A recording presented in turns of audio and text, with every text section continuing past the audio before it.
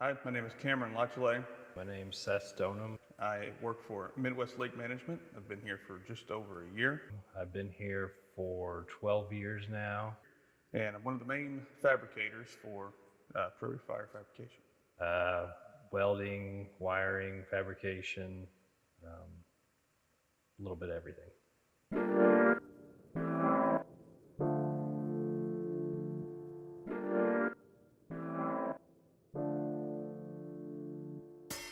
I am from Louisiana, southern Louisiana, and now moved here to the Midwest and northern Missouri. I grew up about 5 miles from here on a farm. We raised corn, soybeans, cattle. Always was into fixing stuff, rebuilding things, working with my hands. You know, just being around commercial fishermen and taking part of that industry, you know, from a very young age. That was a pretty notable thing that happened.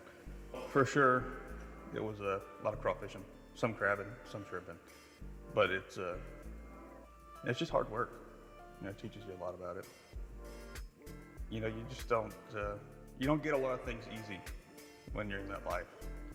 And, you know, just working hard is kind of the way they do it.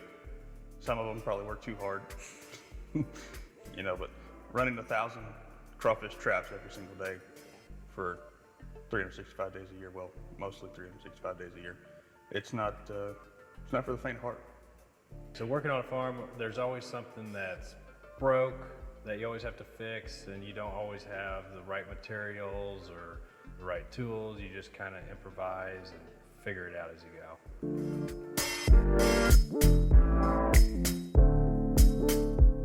So when I started working here, I didn't no welding experience at all, and there was always kind of a need to weld, and it was interesting.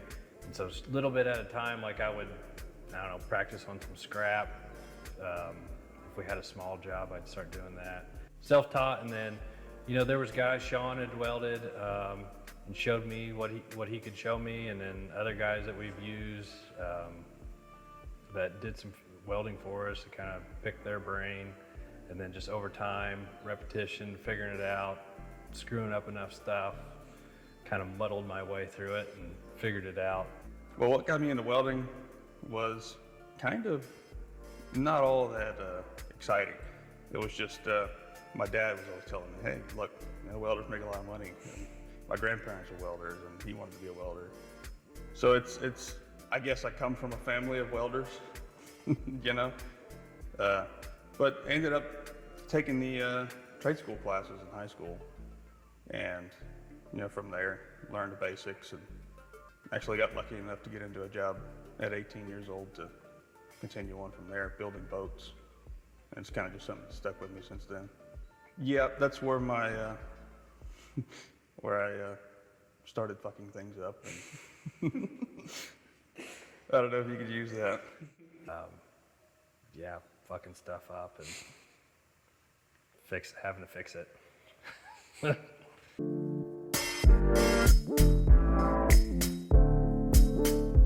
coolest thing that I've built so far, I'd say it's probably not even, you know, aluminum fabrication related.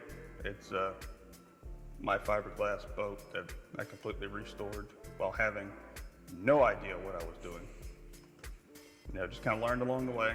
It's a 1976 Checkmate Trimate 2, and it's an all original rig. It's a 16-foot bow rider with kind of an oversized 2-stroke outboard. I built some furniture. It's like some desks with its like wood, metal mix. You know, I've built log racks and just random stuff you actually need. Not that exciting or crazy, but just something. The presses and the jigs are cool, but I mean the boats are much more involved and bigger projects, and just kind of the star of the work that we do. You know, I built a lot of boats over my career. I built a lot of other miscellaneous things as well. But, the way Prairie Fire does their creative process is like, you can kind of just bring it up, and if everybody likes it, we go with it, and it works out for the customers and what they're needing, and that's another plus. But the creativity that I'm allowed here just to help make the products better as well, it kind of works out in everybody's favor, and honestly, I think that's the coolest part of it. The other part of our job, like I feel like is important is probably just like listening to our customers and paying attention to what else is out there in the marketplace, and seeing kind of how we can make things better, and putting ourselves in our customers' shoes and seeing what works best for them and what makes sense as far as building something, and just having an overall better product in the end.